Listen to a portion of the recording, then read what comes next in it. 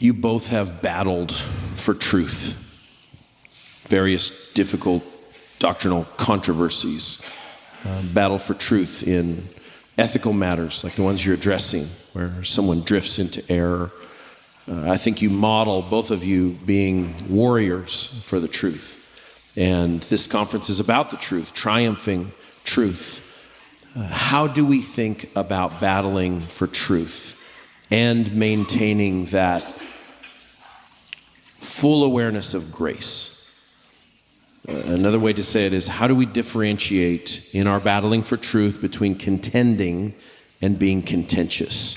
How do we be bulldogs and followers of the Lamb? Yeah, that's good. You should be a preacher.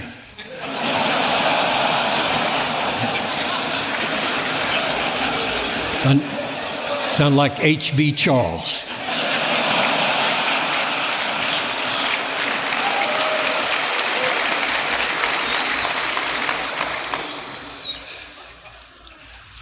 What do you think? Yeah, I'll give you some more time. So I love John Owen, and I love Machen, and so I did this little book years ago on contending for our all. We call it. R.C. Sproul wrote something for it, or forward or blurb or something, that he liked it, and that made me feel really good.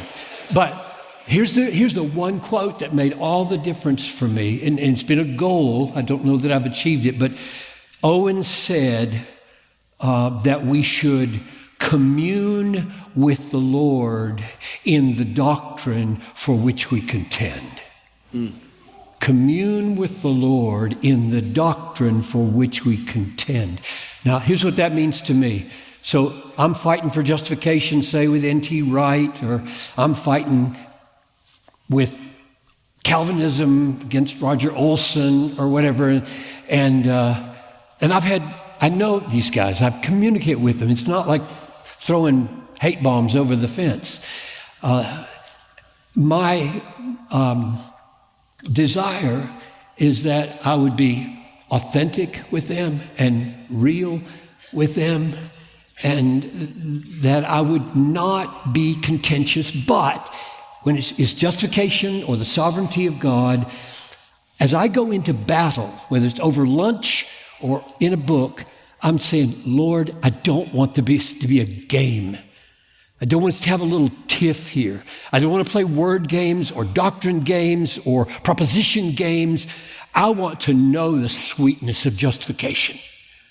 I want to know the preciousness of the sovereignty of God. That's the only reason I want to defend this. I don't want to win anything. I'm not out to get strokes or be famous. I want to enjoy you. I think that's what Owen meant. I want to enjoy God in the doctrine for which I contend. I think that changes the spirit from contentiousness to a humble, holy, courageous contending. That's one factor. No, I think that's true. That will prevent you from being angry or being hostile. Because if you love that truth, that basically takes over your heart. So that is the first thing, that this is a truth you love, not a club with which you want to beat people. The second thing is, this is a person that you love or that you care about. So your attitude is going to be the combination of how you feel about the truth and how you feel about the person.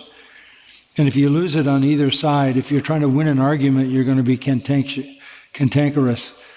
Or if you're indifferent to the person, you're going to become frustrated with dealing with the person, and you're going to lose the tenderness and persuasiveness that the Spirit of God would want you to have while you're trying to convince them. Mm-hmm. Mm-hmm. Yeah. That's very helpful. I would add joy, along with love, has a huge effect, because you can lose your joy like that in an argument. Anger is an omnivorous emotion. It eats everything. It eats compassion, it eats joy, it eats everything. If you get taken over by anger, and joy is A great antidote. So in your local church, there'll be little controversies. We're talking big controversies here, public controversies, but in your church, you'll have controversies. People don't like what you just said or believed. So I had a guy one time who did not like my eschatology. I won't even tell you which side anybody's on here. But I preached on a Sunday evening, went public and I said, I can't imagine anybody wanting to do that. He said, he was at the back of the row. He said, I don't believe that, right out loud in the service. Oh. Now, here's another illustration of somebody you get really reconciled with. And I said to him, along with the other people sitting like this in the back row, I'm going to out-rejoice you and outlive you.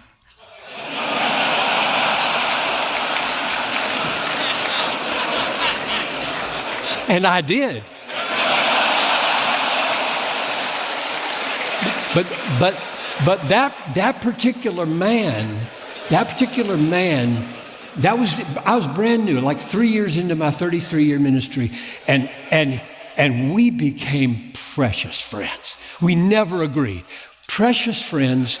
And when he moved away to Iowa, later, he called me after about 6 years, and he said his wife had died, and would I do the funeral? So don't think that the people who stand up and shout out in your service, I'll agree with you, Pastor. Don't think they won't do a 180 and love you like crazy before you're done. Because what was under that, and one of the reasons we like each other so much, is he loved the Bible. He loved the Bible. He thought I was unbiblical. But then after 2 or 3 years, he said, Piper's not unbiblical. He's totally under this book, and we'll just have to agree to disagree on that one. That's good.